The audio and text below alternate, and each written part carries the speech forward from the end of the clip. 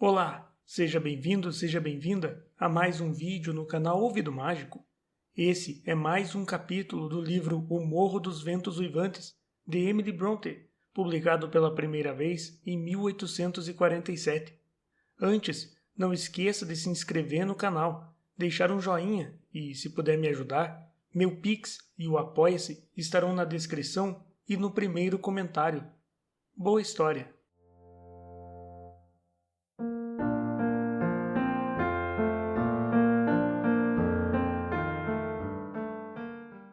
Capítulo 9. Hindley entrou, vociferando pragas terríveis de se ouvir, e me surpreendeu no ato de esconder seu filho no armário da cozinha. Hareton tinha verdadeiro terror, tanto dos carinhos animalescos quanto da fúria de louco de seu pai. Os primeiros faziam-no correr o risco de morrer esmagado por abraços e beijos, e a segunda, o de ser atirado no fogo ou arremessado contra a parede. O pobrezinho ficava completamente quieto, onde quer que eu o colocasse. Ah, mas até que enfim o encontrei! Gritou Hindley, puxando-me pela nuca feito um cachorro. Por todos os diabos! Estão tramando matar essa criança. Agora sei é porque nunca o vejo, mas com a ajuda de Satã vou fazê-la engolir o facão, Nelly. Não ria! Acabo de atirar Kenneth de cabeça no pântano de Black Horse. E matar uma pessoa ou duas dá no mesmo. Quero matar vários de vocês, e não vou descansar enquanto não tiver feito isso. Mas não gosto do facão, Sr. Hindley, respondi. Ele andou cortando arenque defumado. Prefiro levar um tiro, se não se incomodar. Vá para o inferno, disse ele. Aliás, é para onde vai mesmo. Nenhuma lei na Inglaterra pode proibir um homem de manter a decência em sua casa. E a minha é abominável. Abra a boca! Segurando o facão, ele inseriu a ponta entre meus dentes, mas eu nunca sentia medo genuíno de suas maluquices. Cuspi fora e afirmei que o gosto era terrível. Não ia de jeito algum engolir aquilo. Ah! Disse ele soltando-me. Vejo que esse infeliz não é Hareton. Perdão, Nell. Se for, merece ser esfolado vivo por não ter vindo correndo me receber e por gritar como se eu fosse um goblin. Filho desnaturado, venha cá. Vou ensiná-lo a se aproveitar de um pai iludido e bem-intencionado. Não acha, Nelly, que o garoto ficaria melhor de cabelo curto? Deixa os cachorros mais ferozes e adoro ferocidade. Traga uma tesoura. Ferocidade e cabelo curto.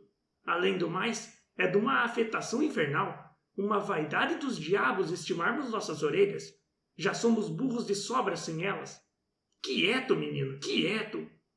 Ora, ora, é o meu querido. Seque os olhos, pronto. Venha me dar um beijo. O quê? Não vai me dar um beijo? Faça o que eu estou dizendo, Hareton. Diabos, me dê um beijo. Por Deus, como fui gerar tal monstro? Juro que acabo por lhe partir o pescoço. O pobre Hareton gritava e esperneava com toda a força nos braços do pai, e redobrou o volume dos berros quando se viu carregado escada acima e suspenso sobre o corrimão.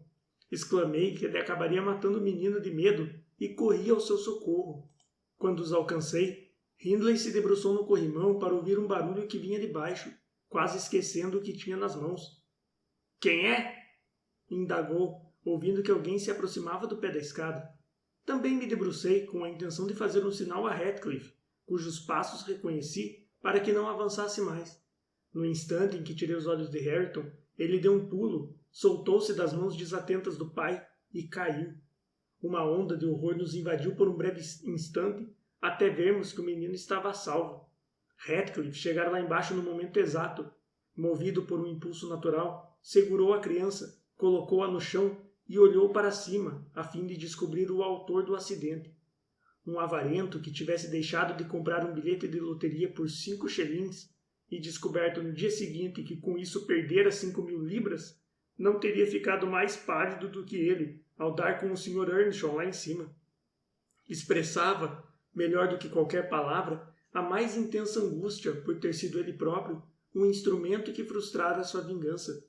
Se estivesse escuro, acho que teria tentado remediar o erro, esmagando a cabeça de Hareton nos degraus, mas tínhamos testemunhado sua salvação, e num piscar de olhos eu estava lá embaixo, com o menino querido aninhado contra o peito. Hindley desceu mais devagar, sério e envergonhado. É culpa sua, Ellen. Não devia ter permitido que eu pusesse os olhos nele. Devia ter escondido o menino de mim. Ele se machucou? Se ele se machucou? Exclamei furiosa. Se não morrer, é capaz de ficar apatetado? Ah, eu me pergunto como é que a mãe dele não se ergue do túmulo para ver como o senhor o trata. É pior do que um selvagem por se comportar dessa maneira com uma criança do seu próprio sangue. Ele tentou tocar o menino, que, vendo-se no meu colo, parara de soluçar. Quando o primeiro dedo do pai encostou nele, porém, pôs-se a berrar de novo, mais alto do que antes, e a se debater como se estivesse tendo uma convulsão. Não mexa mais nele, prossegui. Ele o detesta. Todos o detestam, essa é a verdade. Que família feliz o senhor tem, e a que belo estado o senhor chegou. Vai ficar mais bela ainda, Nelly. O homem desorientado riu, recobrando a dureza. Por ora, sumam os dois. E preste atenção, Radcliffe. Fique você também longe do meu alcance e dos meus ouvidos. Não vou matá-los essa noite, a menos, talvez, que decida por fogo na casa. Vejamos se isso vai passar pela cabeça. Enquanto falava, ele pegou uma garrafa de conhaque no aparador e encheu um copo. Não faça isso. Sr. Hindley, ouça. Tenho pena desse pobre menino, ainda que não ligue para si próprio. Qualquer um vai ser melhor para ele do que eu, respondeu o patrão. Tenha piedade da sua alma, exclamei, tentando arrancar do copo da mão. Não eu. Pelo contrário, terei grande prazer em condenar minha alma à perdição, a fim de punir seu Criador, retorquiu o blasfemo. Um brinde à sua danação. Bebeu o conhaque e mandou-nos embora, impaciente, arrematando a ordem com uma sequência de imprecações horríveis demais para se repetir, ou sequer lembrar. É uma pena que não possa se matar de tanto beber, observou Radcliffe, murmurando de volta um rosário de pragas, assim que a porta se fechou. Está fazendo o que pode, mas seu organismo é resistente. O Dr. Kenneth disse que apostaria sua égua que ele vai viver mais do que qualquer homem nesse lado de Gimmerton e vai para o túmulo carregado de pecados, a menos que, por sorte, alguma tragédia lhe aconteça. Fui para a cozinha e me sentei, a fim de embalar meu menininho. Radcliffe, pensei, dirigia-se para o celeiro, mas ele só atravessara a sala, deixando-se cair num banco junto à parede, longe da lareira, onde permaneceu em silêncio. Eu ninava Hareton sobre o joelho e cantarolava uma canção que começava. Tarde da noite a criança chorava. Sob a terra, sua mãezinha escutava. Quando a senhorita Kate, que ouvira toda a cena de seu quarto, meteu a cabeça pela porta e sussurrou. Está sozinha, Nelly? Sim, senhorita, respondi. Ela entrou e se aproximou da lareira. Supondo que fosse dizer alguma coisa, ergui os olhos. A expressão em seu rosto parecia perturbada e ansiosa. Seus lábios estavam entreabertos, como se fosse falar, e inspirou, mas deixou sair um suspiro em vez de uma frase. Retomei minha cantiga. Não esquecera seu comportamento recente. Onde está Radcliffe? Perguntou, interrompendo-me. Cuidando do trabalho, no estábulo, foi minha resposta. Ele não me contradisse. Talvez estivesse cochilando. Seguiu-se mais uma pausa longa, durante a qual notei uma lágrima ou duas pingando do queixo de Catherine sobre o chão. Será que está arrependida pela conduta vergonhosa? Perguntei-me. Seria novidade, mas ela que se vire, não vou ajudá-la. Não, Kate não sentiu o menor remorso. Estava preocupada com seus próprios problemas. Ah, céus! Exclamou por fim. Estou tão infeliz. Que pena, observei. É difícil satisfazê-la. Tem tantos amigos e tão poucas preocupações e não consegue ficar satisfeita. Nelly, pode guardar um segredo? Prosseguiu, ajoelhando-se ao meu lado e erguendo para mim aqueles olhos encantadores, com aquela expressão capaz de pôr fim a qualquer ressentimento, até o mais justificado do mundo. É um segredo que vale a pena guardar? Perguntei, já menos aborrecida. É, e ele me preocupa. Preciso desabafar. Quero saber o que devo fazer. Hoje, Edgar Linton me pediu em casamento e lhe dei uma resposta. Antes que lhe conte se foi afirmativa ou negativa, diga-me você qual deveria ter sido. Ora, senhorita Catherine, como posso saber? retruquei. Certamente, considerando-se o espetáculo que a senhorita apresentou em presença dele hoje à tarde, eu diria que seria mais sábio recusá-lo. Deve ser ou um completo idiota ou um tolo aventureiro para ter feito o pedido depois de tudo. Se falar desse jeito, não conto mais nada, replicou ela, impertinente, pondo-se de pé. Eu aceitei, Nelly. Agora me diga, depressa, se eu errei. A senhorita aceitou. Então de que adianta discutir o assunto? Já deu sua palavra e não pode mais voltar atrás. Mas diga-me se eu devia ter feito isso. Diga logo! Exclamou ela num tom irritado, torcendo as mãos, a testa franzida. Há muitas coisas a considerar antes que eu possa dar uma resposta apropriada à sua pergunta. Falei sentenciosamente. Antes de mais nada, ama o Sr. Edgar? Quem não ama? É claro que sim, respondeu ela. Então a fiz passar pelo seguinte interrogatório. Para uma moça de 22 anos, era mais do que razoável. Por que o ama, senhorita Kate? Não faça perguntas tolas. Amo e basta. De jeito nenhum. Precisa me dizer por quê? Bem, porque é bonito e é uma companhia agradável. Não basta, foi meu comentário. E porque é jovem e alegre? Ainda não basta. E porque me ama? Isso não vem ao caso. E vai ser rico. Vou gostar de ser a mulher mais importante da região e vou sentir orgulho de ter um marido como ele. Pior ainda. Agora me diga, de que maneira o ama? Como todo mundo ama. Você parece boba, Nelly. Não sou, não. Responda. Amo o chão que ele pisa e o ar sobre sua cabeça e tudo que ele toca e cada palavra que pronuncia. Amo sua aparência e todas as suas atitudes e ele todo, por completo. Pronto. E por quê? Não, você está zombando de mim e isso é muito mal. A situação não é uma brincadeira para mim, exclamou a jovem, franzindo o senho e se voltando para a lareira. Estou longe de estar zombando, senhorita Catherine, repliquei. A senhorita ama o Sr. Edgar porque ele é bonito, jovem, alegre e rico, e porque a ama. Essa última razão, porém, não vale nada. Provavelmente haveria de amá-lo, mesmo que não fosse o caso, mas não o amaria se ele não possuísse os 4 atrativos anteriores. Não, com certeza não. Só teria pena dele. Ou iria detestá-lo, talvez, se fosse feio e um grosseirão.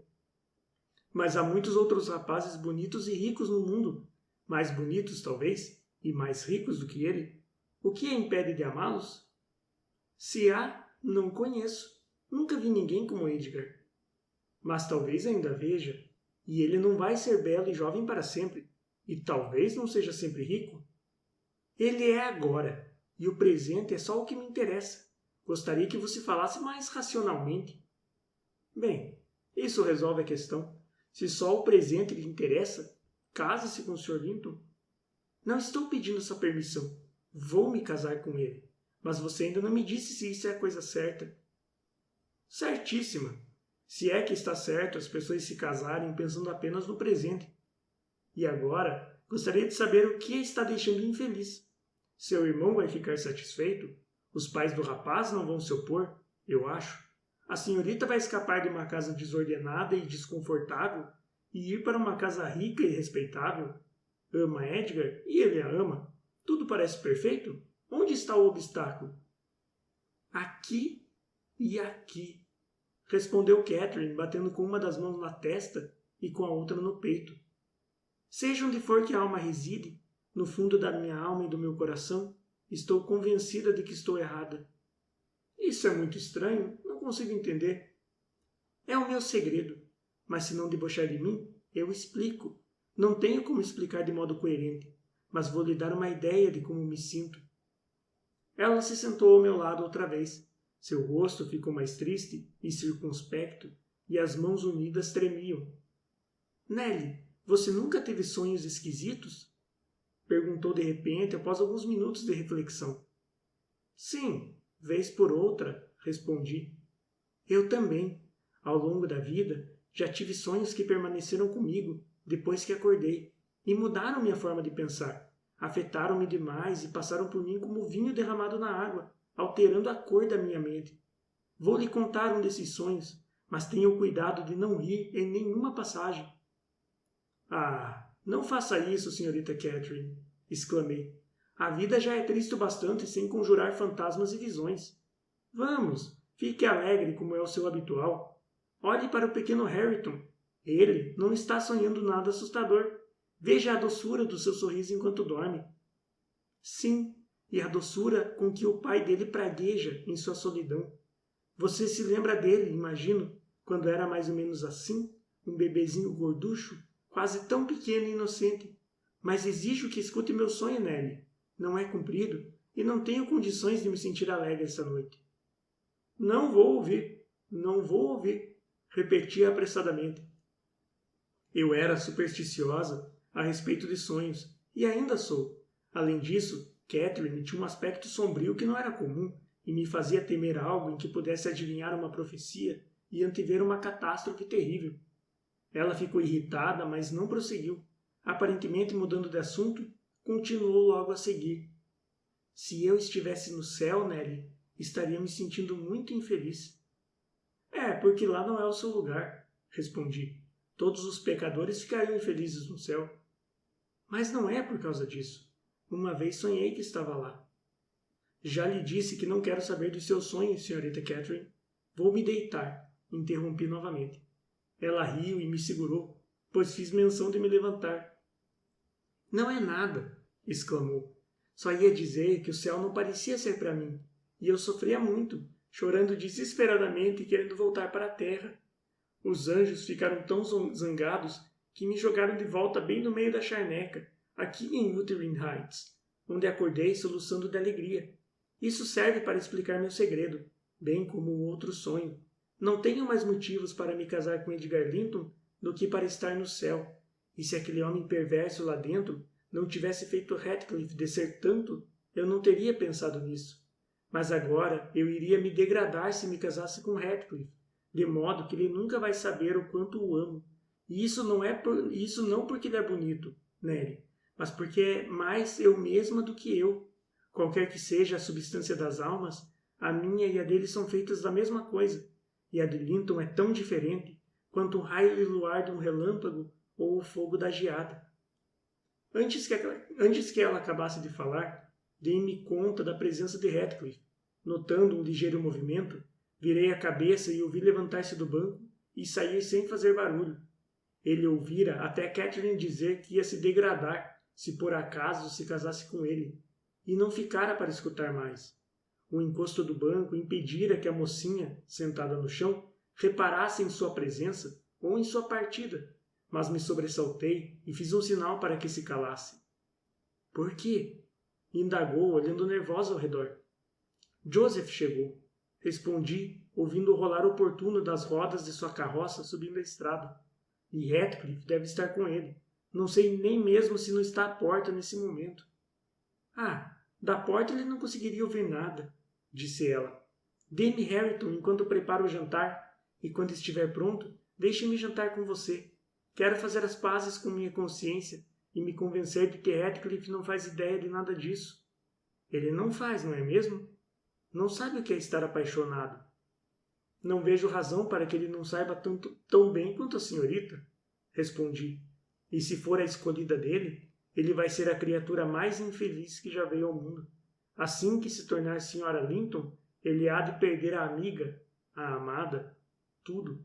Já se perguntou como ele vai suportar a separação? E como vai suportar estar abandonado no mundo? Porque, senhorita Catherine, ele, abandonado, nós dois, separados, exclamou ela num tom de indignação. Quem vai me separar? Diga-me, terão o destino de Milon? Ninguém vai ousar fazer isso enquanto eu viver, Ellen. Todos os Linton do mundo podem desaparecer no nada, antes que eu consinta em esquecer Heathcliff. Não, não é isso que pretendo. Não é o que quero dizer. Não me tornaria Sra. Linton se o preço a pagar fosse tão alto. Ele vai ser para mim tudo o que sempre foi, a vida toda. Edgar vai ter de colocar de lado a antipatia que sente por ele e, no mínimo, tolerá-lo. Quando perceber meus reais sentimentos por ele, vai fazer isso. Nelly, Vejo que você me considera uma egoísta miserável, mas nunca lhe ocorreu que se Heathcliff e eu nos casássemos, seríamos uns pobretões? Por outro lado, se eu me casar com Linton, posso ajudar Heathcliff a melhorar de vida e tirá-lo do jugo do meu irmão. Com o dinheiro do seu marido, senhorita Catherine? Perguntei. Vai ver que ele não é tão flexível quanto imagina. Embora não me caiba julgar, acho que esse é o pior motivo que me deu até o momento para se casar com o jovem Linton. Não é não, retrucou ela. É o melhor. Os outros dizem respeito à satisfação dos meus caprichos, e são por Edgar também, para satisfazê-lo. Este é pelo bem de alguém que abrange, em sua própria pessoa, meus sentimentos por Edgar e por mim mesma. Não tenho condições de expressá-lo, mas com certeza você e todo mundo têm a noção de que há, ou deveria haver, uma existência para além de nós. De que valeria eu ter sido criada se estivesse inteiramente contida aqui?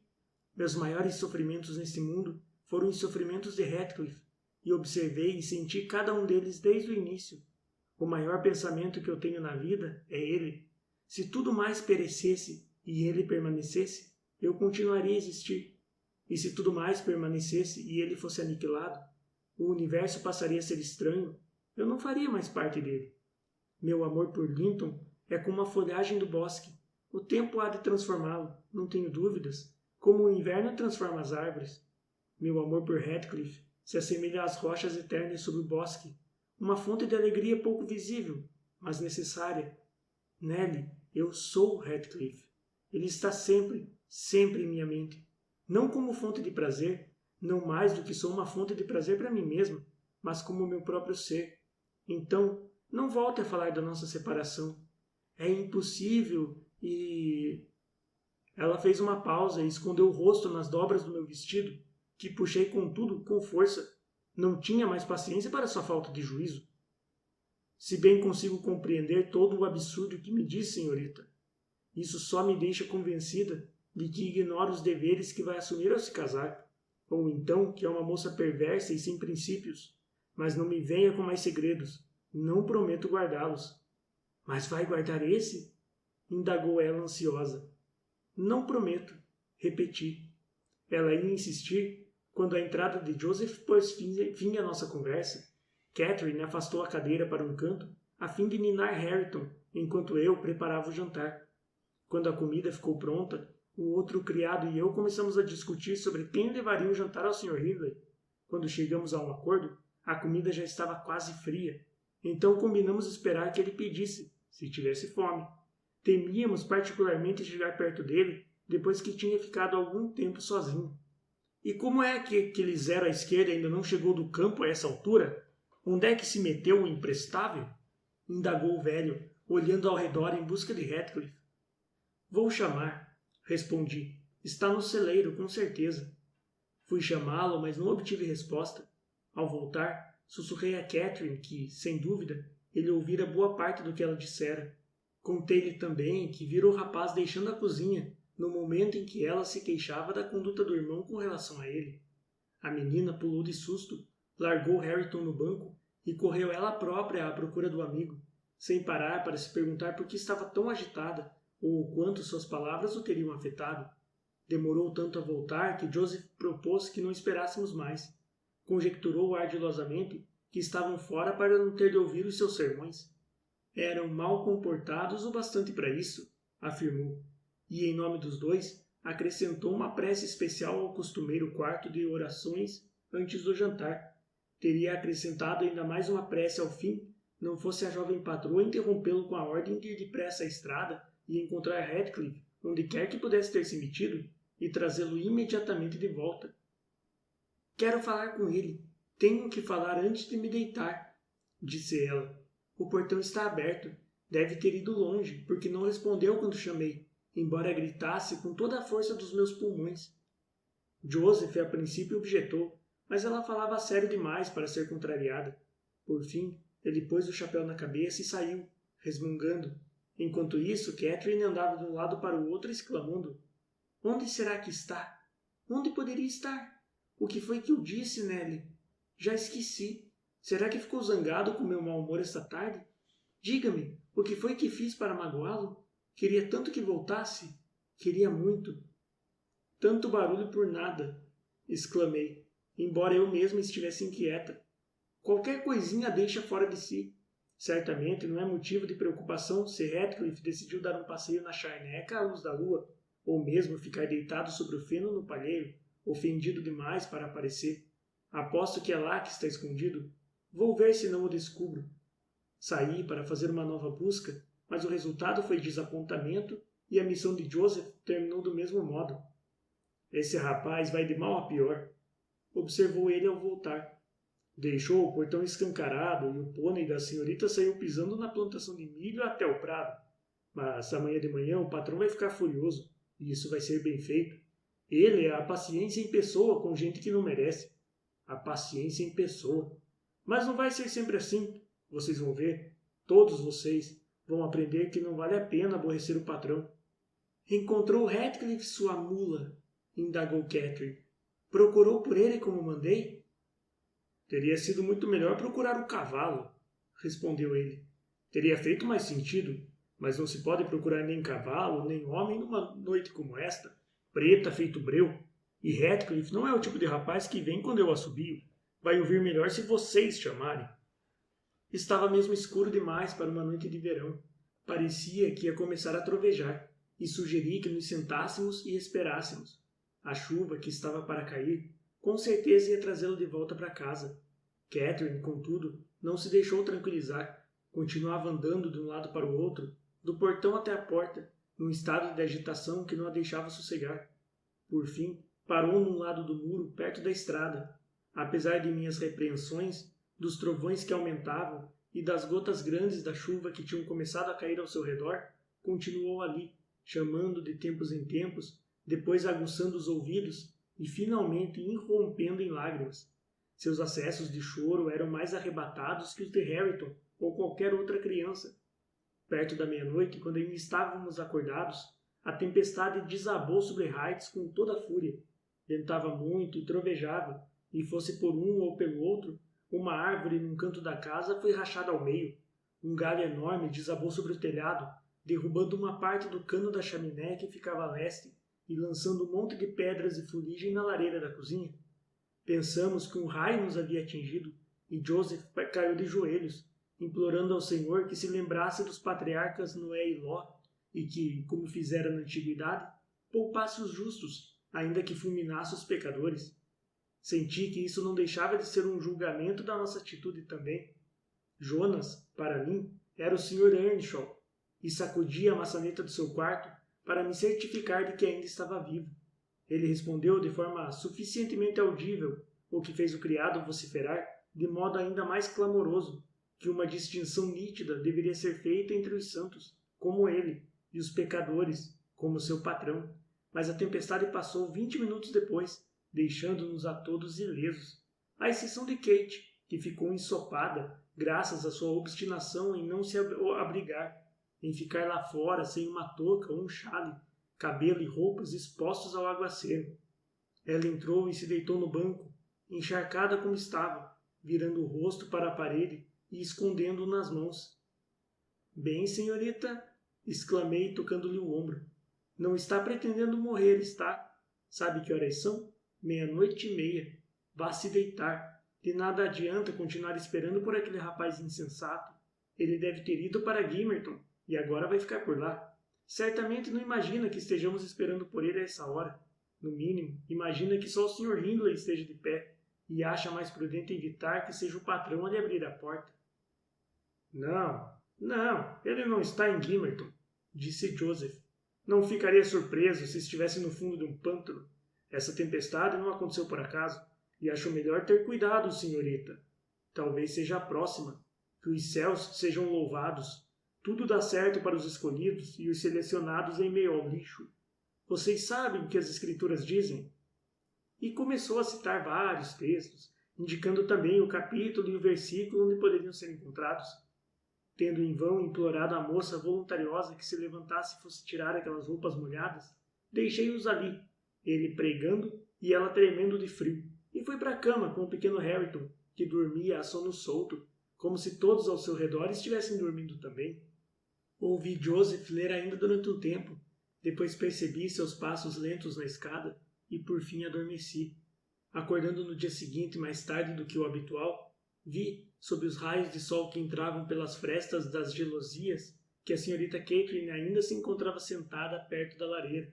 A porta da sala também estava entreaberta, e a luz entrava pelas janelas escancaradas. Hindley aparecera e estava parado junto à lareira da cozinha, abatido e sonolento. "O que é que você tem, Kate?" perguntava quando cheguei. "Está pior do que um cachorrinho afogado? Por que está tão molhada e tão pálida?" "Eu me molhei", respondeu ela com relutância. "E estou com frio, é tudo." "Ah, mas que impertinente!" exclamei, notando que o patrão estava razoavelmente sóbrio. Ela ficou ensopada por causa da tempestade de ontem, ficou sentada aí a noite inteira e não consegui fazer com que se mexesse. O Sr. Earnshaw fitou-nos espantado. "A noite inteira?" repetiu. "E por quê? Não foi por medo das trovoadas, imagino. Já faz horas que terminaram." Nenhuma de nós queria mencionar a ausência de Ratcliffe enquanto fosse possível escondê-la. Então respondi que não sabia o que lhe metera na cabeça a ideia de não ir se deitar, e ela nada disse. A manhã estava fresca e aprazível. Abri a gelosia e de imediato a cozinha foi tomada pelos perfumes doces do jardim. Mas Catherine disse voluntariosa: "Ellen, feche a janela. Estou morrendo de frio." E seus dentes tremiam enquanto ela se aproximava das brasas quase extintas. "Está doente", disse Hindley, tomando-lhe o pulso. "Imagino que essa seja a razão de não ter ido se deitar." "Diabos! Não quero mais me ver às voltas com doenças por aqui." "Por que é que você saiu para a chuva?" "Estava correndo atrás dos rapazes, como sempre," resmungou Joseph, aproveitando a oportunidade para instilar seu veneno. "Se eu fosse o senhor, patrão, bateria a porta na cara deles, de todos eles, e pronto. Não se passa um dia quando o senhor está fora, sem que aquele tal filho do Linton apareça.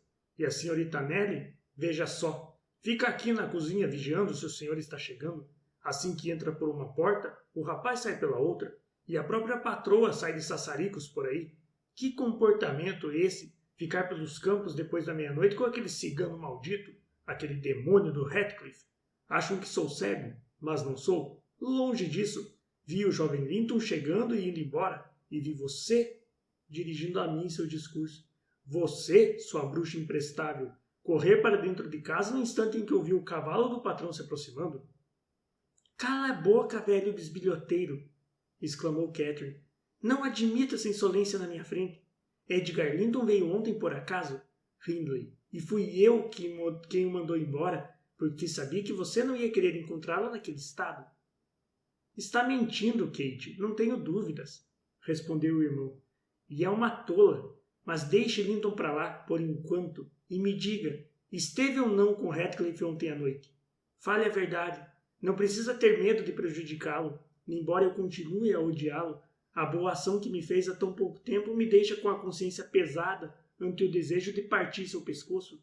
Para evitar que isso aconteça, vou expulsá-lo de casa agora mesmo pela manhã. E, depois que ele se for, é melhor andarem nos eixos. Do contrário, vão sofrer as consequências, ainda mais do que antes." "Não vi Ratcliffe ontem à noite", respondeu Catherine, começando a soluçar amargamente. "E se o expulsar de casa, eu vou junto. Mas talvez você não me venha a ter essa oportunidade. Talvez ele tenha ido embora." E irrompeu num pranto incontrolável, entremeado de palavras desarticuladas. Hindley despejou sobre ela uma torrente de impropérios irônicos e lhe ordenou que fosse imediatamente para o seu quarto, ou ia lhe dar motivos para chorar. Forcei-a a obedecer. Nunca vou esquecer a cena que ela fez ao chegar no quarto. Aterrorizou-me. Pensei que estivesse enlouquecendo e implorei a Joseph que fosse correndo chamar o médico. Era o começo do delírio. O Dr. Kenneth, assim que a viu, disse que estava seriamente enferma. Tinha febre. Sangrou-a e orientou-me a dar a ela uma dieta de soro de leite e mingau, e a tomar cuidado para que não se atirasse do alto da escada ou da janela. Com isso partiu, tendo muito o que fazer na paróquia, onde 3 ou 4 quilômetros eram a distância comum entre as casas. Embora não possa me gabar de ter sido uma enfermeira muito calma, e Joseph e o patrão não forem melhores do que eu, e apesar de nossa paciente ser extremamente fastidiosa e teimosa, o fato é que se recuperou. A velha senhora Linton Veio nos visitar em várias ocasiões para supervisionar o processo e botar regra nas coisas, dando ordens e distribuindo reprimendas. Quando Catherine estava já convalescendo, insistiu em levá-la para Thrushcross Grange, e ficamos gratos por nos vermos livres do fardo. A pobre dama, porém, teve razões para se arrepender da gentileza. Tanto ela quanto o marido contraíram a febre e morreram no intervalo de poucos dias um do outro. Nossa mocinha voltou para nós ainda mais cheia de caprichos e impertinente. De Heathcliff não tínhamos notícias desde a noite da tempestade. Um dia, quando ela me provocou demais, tive a má ideia de culpá-la pelo desaparecimento do rapaz, o que não era mais do que a pura verdade, como ela bem sabia. A partir desse momento, passou vários meses sem me dirigir a palavra, a não ser como uma mera criada. Joseph também foi banido. Ele dizia o que pensava e fazia sermões do mesmo jeito, como se ela fosse uma menininha. Catherine, porém, considerava-se uma mulher e nossa patroa, e achava que sua recente enfermidade lhe dava o direito de ser tratada com consideração.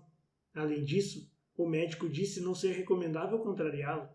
As coisas tinham que ser feitas ao seu jeito, e seria crime, aos olhos dela, se alguém tentasse se opor a ela ou contradizê-la. Mantinha a distância do Sr. Earnshaw e de seus amigos.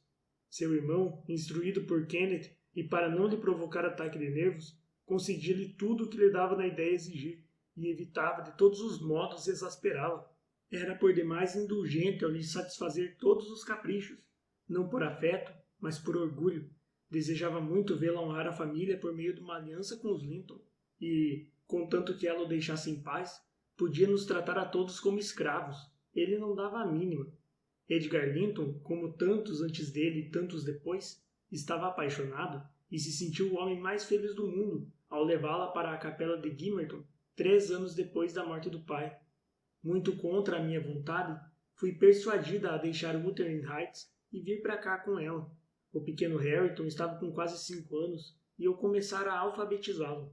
Nossa despedida foi triste, mas as lágrimas de Catherine foram mais poderosas do que as nossas. Quando me recusei a acompanhá-la e ela viu que suas súplicas não me comoviam, foi se queixar com o marido e com o irmão.